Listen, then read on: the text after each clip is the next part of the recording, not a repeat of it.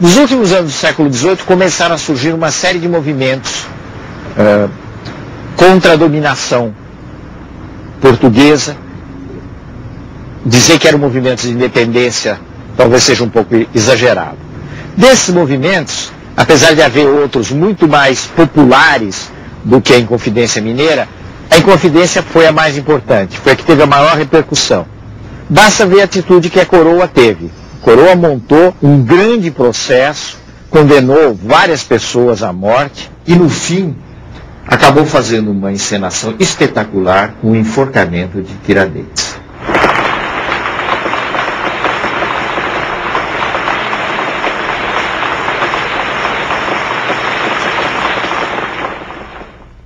No final do século XVIII, nos últimos anos do século XVIII, o Brasil já tinha mudado bastante.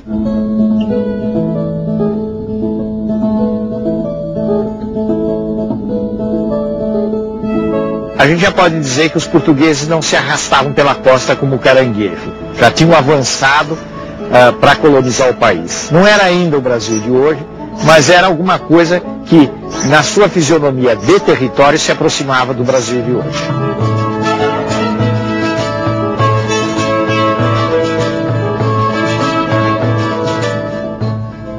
O sistema colonial, que sempre teve furos, no caso de um país pequeno como Portugal, aí ele começou a fazer água no começo do século XIX. Né? Ele começou realmente a afundar. Esse sistema começou a ser quebrado na medida em que a Inglaterra foi cada vez mais se tornando uma potência dominante no mundo.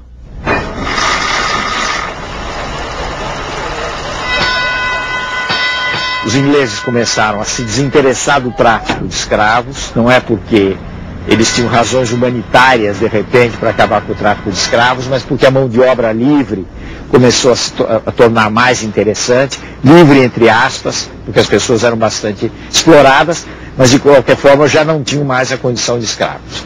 Então, nesse sentido, o sistema colonial que trazia embutido com ele o controle, o monopólio de um comércio de escravos, também começou a fazer água, começou a quebrar. E começaram a entrar as ideias de liberdade de comércio, de liberdade de expressão, de abertura de todos os portos, de todos os polos do mundo. Tudo isso veio junto com o movimento de, pelo menos, autonomia das antigas colônias.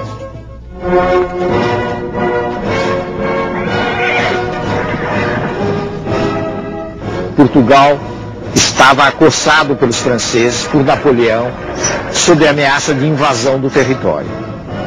Então, Dom João vem para o Brasil com a corte portuguesa no começo do século XIX. Essa vinda da família real mudou muito o quadro do Brasil. Há quem diga de uma forma muito sucinta, muito resumida, eu acho que uma frase muito feliz, que a metrópole virou colônia e a colônia virou metrópole.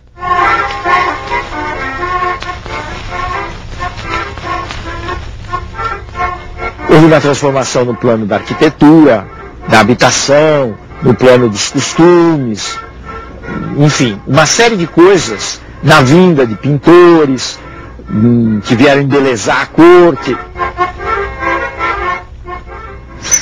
No plano das relações internacionais, um dos fatos mais importantes da vinda de Dom João VI é o reconhecimento, com todas as letras, da liberalização do comércio internacional.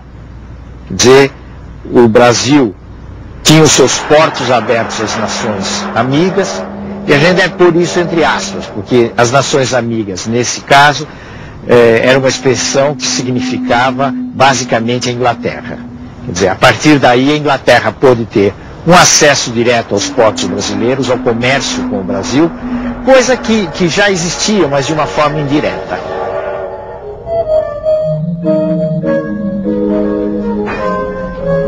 Dom João VI foi uma figura muito ridicularizada na história brasileira, até recentemente em novelas, etc. Como um rei que comia não sei quantos frangos, que era meio tonto, etc.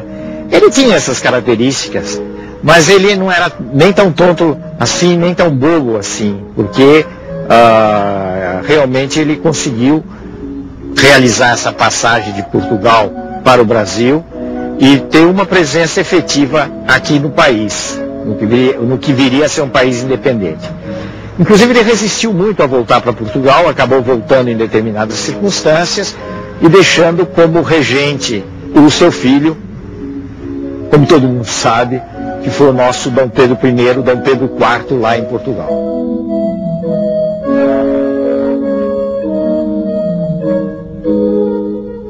Esse fato da presença de Dom Pedro e também as pressões das elites do Rio de Janeiro, sobretudo, acabaram levando a uma situação de progressivo atrito com as cortes portuguesas, situação que acabou concluindo com o famoso ato que é muito discutido, muito comentado, foi objeto de quadros históricos, que foi a independência do Brasil, aqui em São Paulo, na colina do Ipiranga.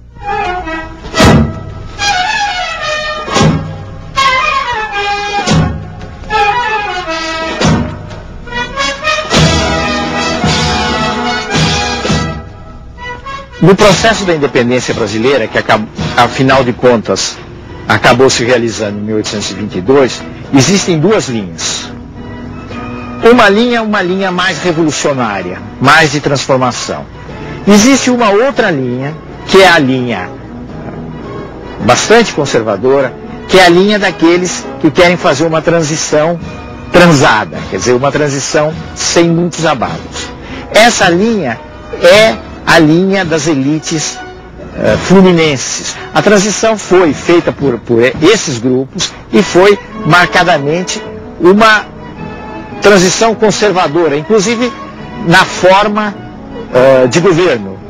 Nós temos que lembrar que o Brasil se constituiu numa monarquia entre repúblicas. Todos os outros países da América Latina se tornaram repúblicas, mas no Brasil houve uma continuidade monárquica.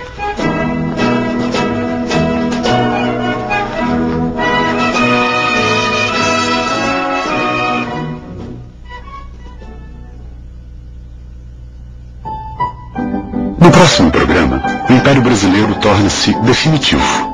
O longo reinado de Dom Pedro II, o sucesso do café, o começo da indústria e, ainda assim, a demora em pôr fim à escravidão.